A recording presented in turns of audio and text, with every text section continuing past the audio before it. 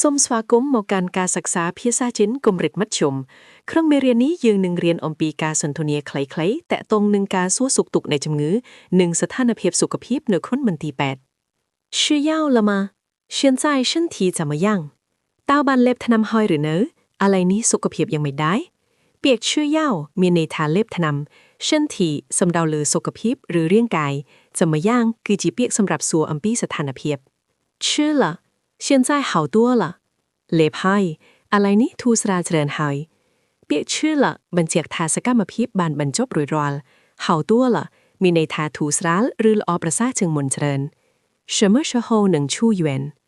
តើពេលណាអាចចេញពីមន្ទីរពេទ្យបានពាក្យ什么时候មានន័យថាពេលណា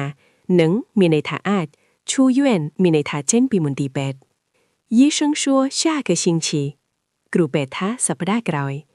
ពាក្យ医生មានន័យថាគ្រូពេទ្យ下个星期មានន័យថាសប្តាហ៍ក្រោយសរុបមកមេរៀននេះបង្ហាញពីការប្រើប្រាស់ពាក្យគន្លឹះដូចជាការសួរពីពេលវេលានិងការចេញពីមន្ទីរពេទ្យសូមព្យាយាមអនុវត្តអាននិងប្រើប្រាស់ពាក្យទាំងនេះក្នុងជីវភាពរស់នៅប្រចាំថ្ងៃ